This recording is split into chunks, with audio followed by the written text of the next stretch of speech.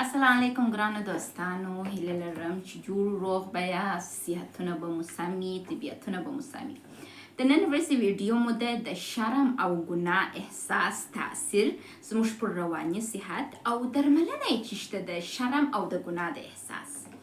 موږ ټوله انسانان په خپل ژوند کې د شرم سره مخ کیږو. موږ ټول انسانان خپل په ژوند کې د احساس د ګناه سره مخ کیږو. تاسو پوهیږئ زموږ ځینې ویرې، زموږ بعضې وحشتونه ټول په دې پرې ډېره عمیقه ریښه چې لري زموږ په پخواني او عمیق فرهنګونو کې دي.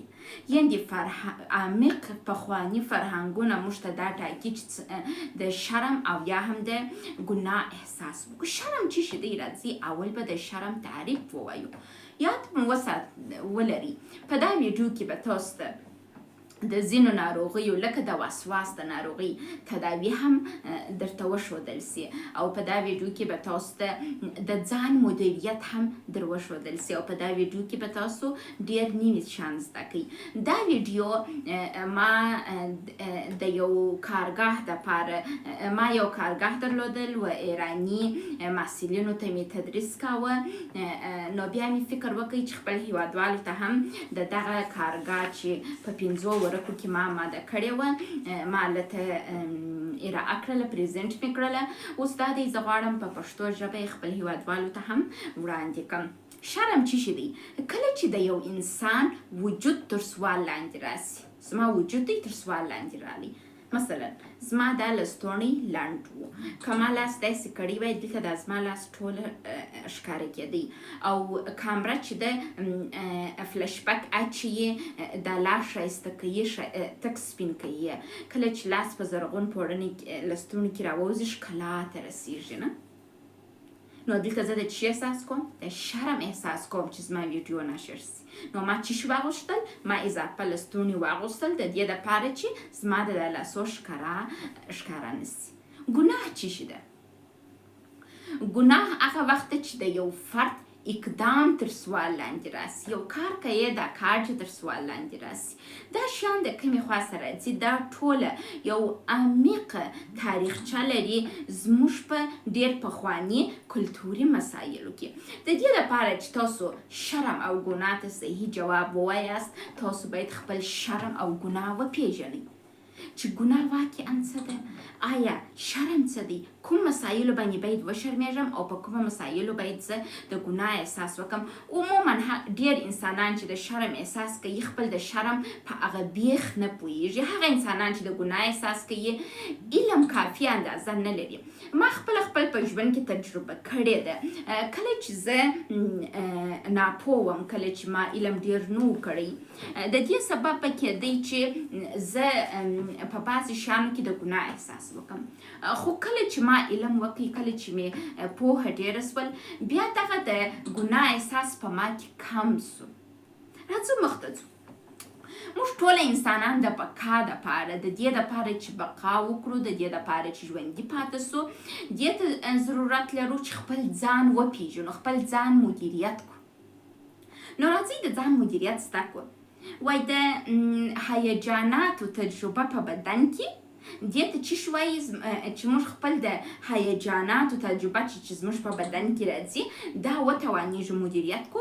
نو دا زموږ په بقا کې زموږ سره کومک کوي او په طولاني مدت کې زموږ د کامیابی سبب کیږي. هغه انسان چې ډېر د شرم احساس لري، هغه انسان چې ډېر د ګناه احساس لري، هغه انسان چې ژر غوسه ورځي، هغه انسان چې ژر خوشحاله کیږي، هغه انسان چې ژر د کنټروله وځي، هغه انسان چې د ناامیدۍ احساس لري، هغه انسان چې د حسادت احساس لري، هغه انسانان چې د پښیماني احساس لري، د ګناه احساس لري، یا د ډېر هر ګړی خوشحاله کیږي، او یا هم ډېر امیدواره وي، د هر چا څخه توقع لري، او یا کنجکاوه وي. دا انسانان په طولاني مدت سره نسي کولی په ښه طریقه سره ښه ژوند ولري او یا هم کامیابه ژوند ولري. نو راځو موږ د دې لپاره چې دلته د یو موبایل ته ډېر اوازونه راځي، زه بیا د اواز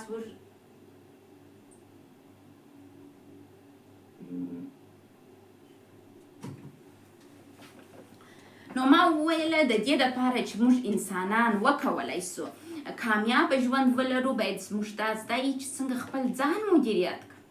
راځئ نن دا ویډیو ډېره د ځان د مدیریت اړوند ده چې څنګه ځان مدیریت کړم. وایي کله چې یو ایموشن یعنی هیجان ته په پښتو کې څه وایي زه نه پوهېږم، خو هیجان یا ایموشن یو انګلیسي لفظ درته وایم. کله چې یو هیجان زما په وجود کې راځي، هیجان څه شی دی؟ ګوره هیجان دوه ډوله دی، یا مثبت دی یا څه دی؟ منفي دی. متاسفانه دا په عامه لهجه کې موږ وایو چې مثبت یا منفي هیجانونه. په طبي نگاه کې موږ نسو ویلی چې دا هیجان مثبت دی یا دا منفي دی، بلکې موږ په شدت باندې خبرې کوو. هیجانات یا ایموشن څه شي دي؟ مثلا ناامیدي، غم، ویره، حسادت، په یو چا چې حسودي کیږي، پښیماني، احساس د ګناه، شرم، او یا هم خوشحالي، امیدواري، ایموشنل کېدل، هیجاني کېدل، کنجکاو کېدل، دا ټول شان ایموشنز دي. دا راځي زموږ پر وجود باندې تر څو زموږ د بدن واک زموږ څه واخلي. موږ انسانان باید دا زده کړو چې خپل ایموشنز څنګه منیج کړم تر څو د منیج وروسته وکولی سم په ښه توګه ژوند وکړم، کامیابه ژوند ولرم او په طولاني مدت کې زما د کامیابۍ سبب سي. راځو وایي کله چې هیجان زموږ بدن ته راغلی، ګورئ هیجان مې درته معرفي کوي چې هیجان څه شي ته موږ وایو. کله چې هیجان زموږ بدن ته راغلی، اولین نمود چې کوي زموږ په بدن کې څه شي کېږي؟ زموږ د بدن په فیزیک کې دا اول تجربه کېږي، زموږ د عصبي سیستم کې تجربه کېږي، زموږ په سنټرل او پیریفرل نروس سیستم کې دا تجربه کېږي، یعنې زموږ په مکمل عصبي سیستم کې دا تجربه کېږي. کله چې ته د شرم احساس لري، کله چې ته د ګناه احساس لري، کله چې ته د خوشحالي احساس لري، کله چې ته د حسادت احساس لري، دا کالو چې ښه موبایل رانیوي ستا بس بلا حسادت وکېږي او دا ولې دا موبایل لري زه نه لرم. او یا هم یو نفر ډېر نادیده نیسي. تاسو په بعض وخت لیدلي یو نفر زموږ په خپلوانو کې موږ یې ډېر نادیده نیسو، دا یې لکه دا په هېڅ نه ارزي. هغه به ډېر کامیابه انسان یي، ښه ژوند به یې کړی یي، ښه ځان به یې یو ځای ته رسولی یي، د خلکو پر څم کیوونه کیوټو به لري. موږ هغه نادیده نیسو. ولې نادیده نیسو؟ دغه نادیده گرفتن د کوم ځای څخه راځي؟ دا د حسودي څخه راځي. حسد کوم. نو راځو نو اولین شی چې په دا ویډیو په کې تاسو زده کوئ، یو مو دا زده کوئ چې د شرم او د ګناه د تعریف مو زده کوئ، بل مو هیجان وپېژندئ یا ایموشن مو وپېژندئ. اوس دا وایو چې هیجان اولین ځای چیرې تجربه کېږي؟ زموږ په عصبي سیستم کې، او عصبي سیستم زموږ په ټوله بدن کې، ګوره د پروانې د سر څخه بیا تر دا پښو پورې سته. نو هیجان یا ټول دغه شیان چې ما تاسو ته وویله دا زموږ په عصبي سیستم کې د دې سبب کېږي چې په داخل په بدن کې داسې غدې ترشحات وکړي. کله چې دا ترشحات په بدن کې کېږي، بیا دغه د هیجان یا ایموشن احساس موږ پیدا کوو. کله چې تاسو د نن ویډیو څخه د دې بعد دا زده کړئ چې کله زه یو انسان ډېر نادیده نیسم، یو انسان ډېر جدي نه نیسم، یو انسان بې ارزښته نیسم، دغه رفتار د کوم ځای سره راځي؟ دا رفتار د هغه ځای سره راځي چې ته د دا نفر سره حسد لري. کیدای سي دا حسد قصدي نه وي، کیدای سي دا حسد با ارزښته نه وي، کیدای سي با ارزښته وي، لیکن ټیکه یې. راځو مخته ځو. وایي هر څوک خپل د ژوند مسیر خپل په سرعت باندې طی کوي. ګوره یو مسیر ټاکل سوی دی، وایي دا پروانه ده، دا د پروانې د کمپیوټر میز دی، دا د پروانې د نوشتو میز دی. پروانه و دې ځای ته چې ځي خپل کار کوي، او دې ځای ته ځي خپل کار کوي، خپل په سرعت باندې دا کار کوي. یو بل نفر چې راسي دلته په کمپیوټر کې کار وکړي، دلته نوشته وکړي، دلته څه شي وکړي، د هغه سرعت زما سره فرق لري. نو تاسو انسانان همیشه کوشش وکړئ خپل ځان ومنئ، خپل ځان ته سیستم ولرئ او خپل ځان داسې مه کوئ چې هڅه کوئ د بل چا په رقم واوسېږئ. د بل چا په رقم اوسېدل د دې سبب کېږي چې ستاسو کې هغه ریشه دې د منځه ولاړ سي، هغه ستا سټایل د منځه ولاړ سي. هر انسان منحصر به فرد دی، هر انسان په خپل ځان کې یو ګوهر لري، یو شناخت لري. موږ باید څه وکړو؟ خپل ځان واوسېږو. راځه مخته ځو. وایي کله چې موږ هیجان تجربه کوو، لکه مثلا هر هیجان که واوسېږي، هغه که ناامیدي، هغه که غم وي، هغه که ویره وي، هغه که حسد وي د یو چا سره، هغه که پښیماني، هغه که د ګناه احساس وي، هغه که شرم وي، او یا هم بله کم وي، مثلا خوشحالي، امیدواري، هیجاناتو وي، کنجکاوي وي، ډېره توقع یې د یو چا سره، ډېره مینه یې د یو چا سره. واده کول ډېر غټ هیجانات لري. که هر شی واوسېږي، کله چې دغه موږ په خپل بدن کې تجربه کوو، نو دا زموږ بدن درګیره کوي، زموږ بدن مصروفه کوي. په دې خو موږ ټوله پوهېږو، لیکن موږ دقیق باید په دې پوه سو چې ښه بدن خو مې مصروفه کوي، نو دغه شی چې زما بدن را مصروفه کوي او دغه ایموشنز د دې سبب کېږي چې زه په طولاني مدت کې کامیابه واوسېږم یا ناکامه. کامیاب انسان هغه دی چې خپل د ځان مدیریت یې زده وي، دا یې زده وي چې څنګه ځان مدیریت کړم.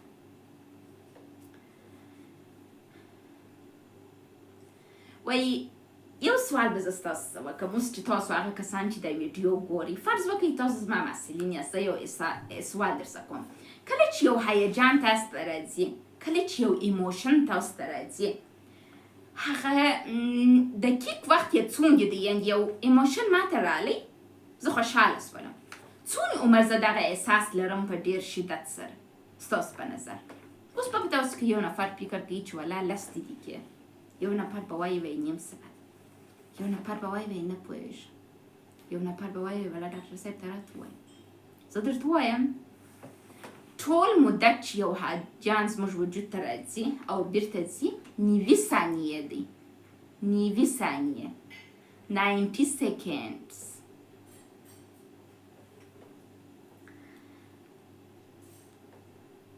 وایي که یو هیجان تر 90 ثانیو ډېرېږي، شدید کېږي، دا معنا لري چې ما یو کار وکړ، ما یو کار وکړ چې دا ډېر سو. یعنې وایي که یو هیجان ما ته راځي او زه وتوانېږم بې له دې چې یو اقدام وکړم، بې له دې چې یو کار وکړم، بې له دې چې یو خبره وکړم، بې له دې چې خپل فکر ځینې واړوم، لکه موبایل راخیستل. یو هیجان راغی، غم، ویره، شرم، احساس د ګناه، اضطراب، سټریس، دا ټول شیان راغلل او زه دستي موبایل راخلم. اضطراب راغلی، پنسل مې راواخیستې، رسامي کوم. اضطراب راغلی، ویدیو ګورم، رقم په رقم کارونه کوم، موبایل مې ولوېد، زما پنسلم ولوېد. نو رقم په رقم چې شي کوم، کارونه کوم.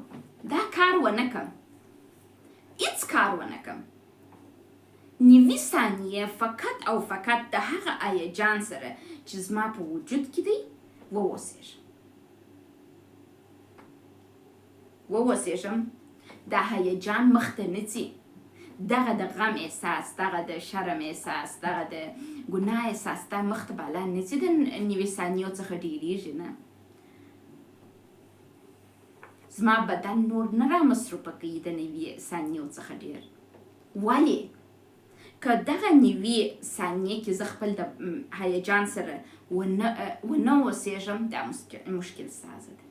موږ انسانان باید دا زده کړو چې کله یو هیجان راته راځي، هغه که هر هیجان یې، باید 90 ثانیې د دغه هیجان سره پاتې سي. دغه 90 ثانیې پاتې کېدل دومره یو سخت کار دی د انسان دپاره. ځکه چې د انسان په درون کې ترشحات سوي دي، د اعصابو سیستم یې فعاله سوی دی او رقم په رقم فیزیکي تغییرات ستا په وجود کې راغلي دي.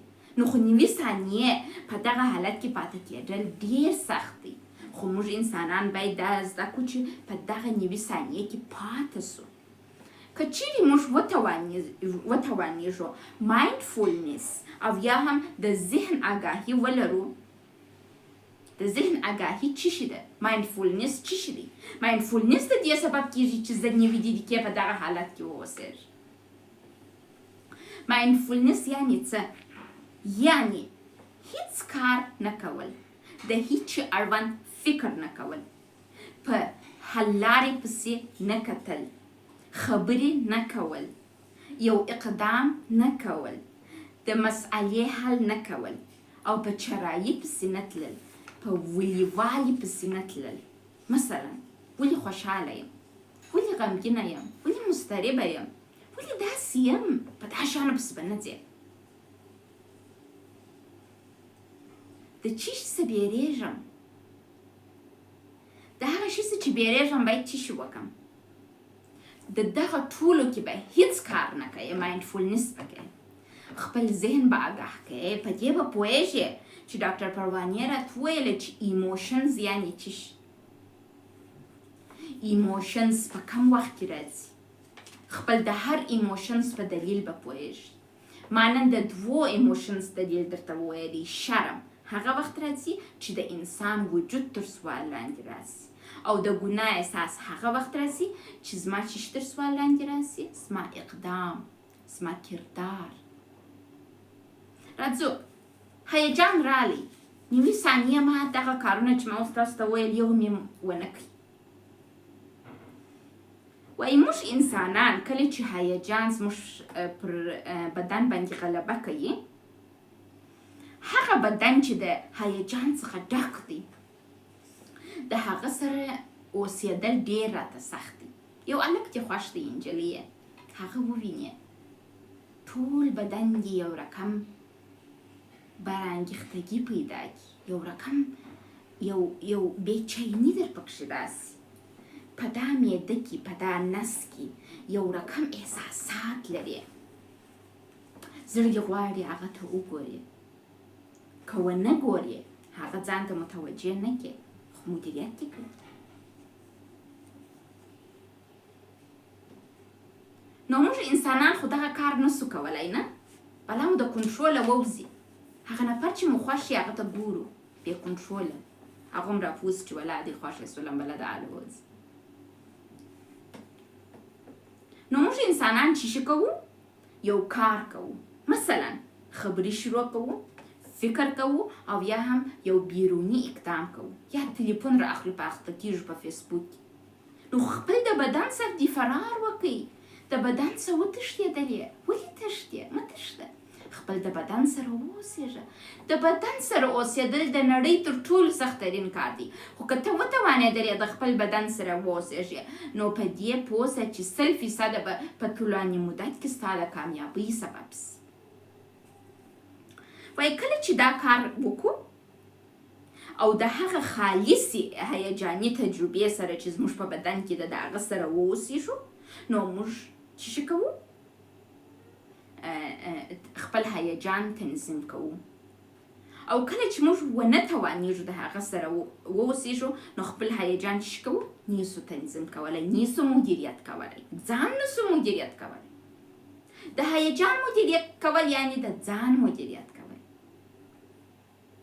وایي په دغه وخت کې بازداري چې شته لیازو خاطر در په یاد سو چې یو چا غوسه کړی یې، ځه خیر دی، په دغه حالت کې دغه کار مه کوه، سرکوب مه کوه، ځه خیر پرېږده، دا پرېږده موبایل راواخله، دا پرېږده موبایل راخیسته، خپله سرکوب کول دي، دا کار مشکل جوړوي. ژر یو اقدام کول، لکه فکر کول، لکه ټول شیان چې مې درته وویله، دا هم مشکل پیدا کوي. که چیرې موږ دا زده کړو چې کله د هیجاناتو د ایموشنز موج پر موږ راسي، موج لکه د دریاب موج. آیا کله د ساحل غاړې ته تللي یاست؟ د ساحل په غاړه کې چې کله ولاړې دا د اوبو موجونه داسې راځي موږ هیڅ مدیریت نه پر لرو موږ نسو کولی د اوبو موج مدیریت کړو لیکن زموږ په بدن کې چې کوم موجونه راځي هغوندې قوي دي لکه د دریاب موجونه دریاب کولی سي هغه مدیریت کړي راسي بیرته ولاړ سي موږ انسانان هم کولی سو خپل د هیجاناتو موجونه مدیریت کړو وایي کله چې دغه موج در باندې رالی او دغه هیجان چې زموږ په بدن کې تجربه کیږي زما بدن یې مصروفه کړی دی که چیرې د هغه نښانې وپېژنم او نوي ثانیې د هغه سره پاته سم د مدیریت امکان یې ډېرېږي او دا کار په طولاني مدت کې زما د کامیابۍ سبب کیږي خو موږ انسانان دا کار نه کوو دستي زه موبایل راخلم هیجان رالی دستي موبایل راخلم بله په موبایل کې مصرفېږي ولې مګر کله چې و دغه د هیجان د تداوم و چرخې ته داخلیږو په دا موج کې غرقېږو دا د ناروغۍ سبب کیږي دغه وخت چې ناجوړي رالل نو موضوع سخته سول او بیا دغه نوي ثانیې په نوي دقیقې تداوي باندې بدلیږي چې ډېر یو سخت حالت دی راځو زه یو تداوي تاسو ته در معرفي کوم نن ERP څه شی ده Exposure and Response Prevention ERP یا دا Exposure and Response Prevention یعنی چی شی دا یعنی یو تداوی ده چې د اضطراب او وسواس دپاره یې موږ استفاده کوو موږ ډاکټران یې څنګه استفاده کوو څنګه زه ستا د اضطراب تداوي در کوم تا ته د شرم احساس راځي تا ته د ګناه احساس راځي تا ته وسواس راځي و باید لاسونه پرېولم الله لاسونه پرېول الله دا میز خیرن سو میز صافه که پر دا ځای اوبه ولوېدلې ژر یې ایسته که هله دا ځای خیرن سو هله ورور کور جارو نه کوي ولې چې نه کوي جارو کور باید پاک یعنې څه کور خو دفتر نه دی چې باید ټول کارونه یې وسي دغه ټول اضطرابونه چې موږ ته راځي د دې د مدیریت دپاره موږ ډاکټران اولین کار چې کوو هغه د ERP څخه یا هم زموږ د Exposure and Response Prevention څخه موږ کار اخلو څنګه هیجان رالی دا شخص نوي ثانیې هیڅ اقدام ونه کوي دغه ورزده کوو چې په نوي ثانیې کې اقدام مه کوئ په کلینیک سیستم کې په کلینیک محیط کې دغه نوي ثانیې و نوي دقیقو ته اوړي متاسفانه کله چې دا په ناروغۍ بدل سي خو ګورئ د نن ویډیو د دې دپاره نه ده چې زه د ناروغۍ درمان کوم د نن ویډیو د دې دپاره چې هم تاسو ته در زده کوم چې په نوي ثانیې کې خپل ځان مدیریت کړئ او هم هغه کسان چې ستاسې سیستم اوس په ناجوړۍ بدل سوی دی تاسو ته مکررا اضطراب راځي تاسو په اختلال باندې اخته سوي یاست ستاسو دپاره تداوي د نوي ثانیې سره نوي دقیقې ته ځي او دغه اضطراب چې پر تا باندې راځي حل یې دا ده چې موږ په دا اضطراب کې څه شي کوو موږ په دغه اضطراب کې مشکل منځته راولو چې باید حل سي چې باید یو کار ورته وسي د مریض په داسې یو حالت کې برقراره کوو چې باید دا یو کار وکړي باید لاس پرېولي باید دا ځای پاک کړي دغسې یو احساسات پکښې یعنې مثلا وسواس مثال زه تاسو ته وایم وسواس راځي اضطراب راځي د وسواس چې باید لاس پرېولم ښه وایي په ERP کې موږ د اضطراب تحریک کوو د مریض ته چې تحریک مو کوي اجازه نه ورکوو چې د مریض د وسواس مریض خپل لاس پرېولي. 90 دقیقې په دغه حالت کې مریض ساتو. په دا موج راځي، موج کې د مریض غړ کېږي، بدني علایم ورته پیدا کېږي، ترشحات یې په بدن کې کېږي د هورمونو، میل په عمل باندې بدلیږي، خو موږ ته د عمل څخه جلوګیري کوو، نه پرېږدو چې دا کار وکړي تر څو دغه موج مړ سي. کله چې فرد دغه عمل نه اجرا کوي، مثلا د لاس پرېولل، یو شي ته متوجه کېږي، وایي که چیرې یې ونه کړم اضطراب د منځه ځي. دا فرد متوجه کېږي که چیرې زه خپل د وسواس کار ونه کړم یو فاجعه نه کېږي، قیامت کېږي نه. زما د اوله خو سرګنۍ چې زه واده سوې وم، ول سهار وختي پر 5 بجې راکښېنه سرای جارو کړه. یوه ورځ د جمعې ورځ وه چې ګورم دروازه د خونې وټکېدل، زه زما مېړه بیده و، زما پلار ته یې ښکنځل کول، زما مور ته یې کتل، دا د بې خاندانه بې. زه نو داسې د ګرده هفتې ستړې ومه، سهار به تللم، معلمې به مې کول تر 12 بجو پورې، د 12 یا تر 12 بجو پورې مې قابلګي ویله په کندهار کې په صحي علومو په انستیتوت کې دولتي کې. سهار پر خوا مې قابلګي ویل، د ماپښین د خوا مې معلمې کول، ستړې به وم ګرده هفته. ماښام چې بیا رالمه د کور کارونه به مې کول. نو دا یو د پنجشنبې د شپې خوب ما راحت درلودی چې په جمعه ځای نه تللم، ما غوښتل خوب وکړم. د سهار 7 بجې وې، دا دروازه وټکېدل، زما پلار ته یې ښکنځل کول، زما مور ته، زما خاندان ته. ول دا ګرده ډېر غلط خلک چې د نجلۍ ته یې تربیه نه ده ورکړې وه، دا کور ته یې راوت کړې ده. خو دروازه وټکېدل، راوځه چابک دې د سرای جارو کړه. زما یور بیا دلته فلمي اکټونه وکړل، نوم یې کسره کې د صحیح سکینه یې نوم و، ډېر پاټونه یې وکړل، زه بیا جارو کړم. نو مال تا که جارو کولی نو تا به دا احساس درلودلی چې دغه مؤمنه نجلۍ د ګرده هفتې ستړې ده، یو 2 ساعته خوب ته ضرورت لري. د انسان د مدیریت تر ټولو مهم څه دا دی چې باید انسان په کافي اندازه خوب وکړي. زه د خسرګنۍ کره واده شولم، 6 میاشتې د دوی په کور کې وم، ما په کافي اندازه خوب نه کوی، سټرس، غم، ښکنځل او دا شیان مې هم اورېدل، وهل، ټکول، جنسي سوء استفاده د مېړه د خوا، زما ناز، مینې، ماته توجه، انسان په سترګه راته کتل نه کېدل. اخر د دې سبب شو چې زه بایپولر سم، ناجوړه سم. نو خو دغه انسانانو وسواس درلودی، دا ناجوړه وه، اضطراب یې درلودی، سرای باید پاک، سرای باید پاک. یعنې څه چې سرای باید پاک؟ ژور دې نازول یې، ستا د زوی معاینه ده، ستا خو دښمنه نه ده. د مېړه سره بیده ده، د جمعې ورځ ته تر 7 بجو پرې خوب وکړي، ته یې په ښکنځلو راکښېنوي. نو یو انسان چې په ښکنځلو راکښېنه، دا ستا به بیا څه شادي ته جارو پکار. او زه دومره یوه بې عقله نجلۍ ومه، راولاړه شولم، بله مې نه ده کړې، جارو مې راواخیستې، سرای مې جارو کوي. نو دا چې پر اوس حال زه یم، ما چې څوک د خوبه راکښېني او راته وجوایي چې سرای جارو کړه، دا جارو به د ده په وینو غار کړي، بلې دنیا ته یې استم. نو هغه وخت ما د ځان مدیریت نه و زده. ګورئ، د هیجاناتو سرکوب کول، کوم کار چې ما د خسرګنۍ په کور کې کوي، دا د دې سبب شو چې زه چور لیونۍ سم، بایپولر شولم. بالا یو حد ته د بایپولر تلل، یو نه مې وپېژندل، نه خور نه هېڅوک، د برق رنټونه یې راکول، ناجوړه شول.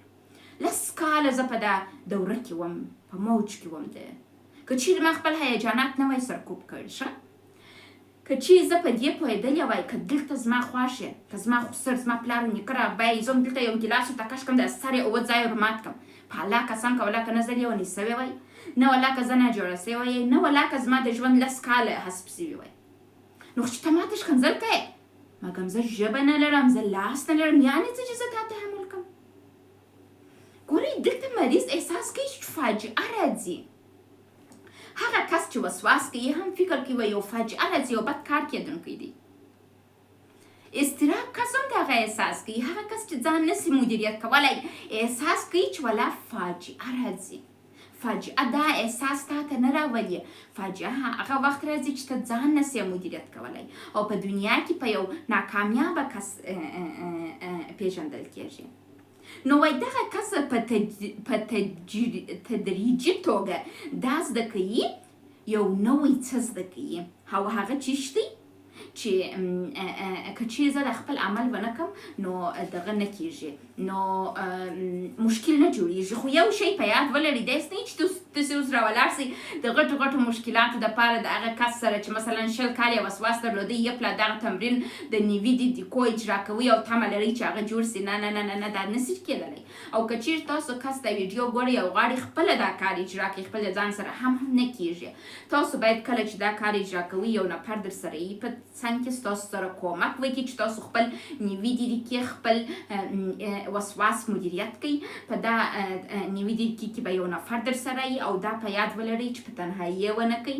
او که چیرې دا کار عملي کوئ باید څو ځله وسي، په یو وارې نه کېږي. مثلا په 15 ځله تاسو کولی سئ دا مدیریت کوئ. مثلا دا 15 ځله چې هم کوئ باید د 15 هفتو په جریان کې وسي، نه چې هره ورځ یې وکړئ. ښه د 15 هفتو په جریان کې که چیرې دا تاسو وکړئ تاسو کولی سئ د دا مشکل څخه خلاص کړئ. که چیرې تاسو په داسو مناطقو کې اوسېږئ چې روانشناس ته لاسرسی نه لرئ، دا ډېره ښه طریقه ده چې ما در وښول. تاسو د دا نیوي دیدکې څخه استفاده وکړئ. تاسو کولی سئ په دې باندې خپل وسواس ډېر ښه مدیریت کړئ او خپل وسواس تداوي وکړئ. یو شی زه تاسو ته ووایم، هغه کسان چې اضطراب لري، هغه کسان چې د وسواس ناجوري لري، هغه انسانان چې کله یو کار کوي وایي که دا کار ونه سي، مثلا دغه زما د خسرګنۍ مثال ما درته ویلی په ژوندو باندې تکلیفونه راولي وایي اله دا کار وکړه کار وکړه. دا ټول انسانان ناروغه دي. هغه انسان چې پر بل انسان باندې تکلیف راولي یا هغه انسان چې ډېر نظم او ډسپلین کوي یا هغه انسان چې د دې سبب کېږي چې نور انسانانو ته ضرر ورسي، لطفا خپل تداوي وکړئ، کوشش وکړئ د روانشناسانو سره خبرې وکړئ. زما د روشن نمبر پابلیک نمبر دی، تاسو کولی سئ ما ته میسیج وکړئ، زه به تاسو راهنمایي کوم. نو انشاءالله چې په دا ویډیو کې مو یو شان زده کړي یې، که چیرې مو څه زده کړي دي په کامنټ کې په یوټیوب کې راته ولیکئ چې ډاکټر صاحب یو څه مې زده کړي. او که چیرې د دا ویډیو وروسته تاسو ته سوالونه پیدا کېږي تاسو کولی سئ زما روشن واتساپ نمبر ته میسیجونه وکړئ او زه ستاسو جوابونه درکوم. خو یو شی په یاد ولرئ، ما ته سلام مه اچوئ، ما ته مه وایاست چې څنګه یې، ما ته مه وایئ چې ای ته ډاکټره یې. ګورئ زما روشن نمبر همیشه زما څه دی، ضرورت نشته چې پوښتنه وکړئ ته ډاکټره یې. خپل سلام واستوئ، روغبړ وکړئ، خپل مشکل راته ووایاست. کله چې زه ستاسو مشکل ووایم بیا تاسو ته جواب درکوم. زه رسیدګي نسم کولی چې د خلکو سره روغبړ وکړم. که چیرې ته خپل مشکل ما ته ووایې بیا زه تاسو سره روغبړ هم کوم. په دې هیله چې یو شی مو زده کړی یې، دغه ویډیو چې مو واورېدل یو څو عمر د دا ویډیو اړوند ښه فکر وکړئ. انشاءالله چې کامیابه اوسئ. د اوږدمهالې کامیابۍ راز دا دی چې تاسو خپل ځان مدیریت کړئ. مننه.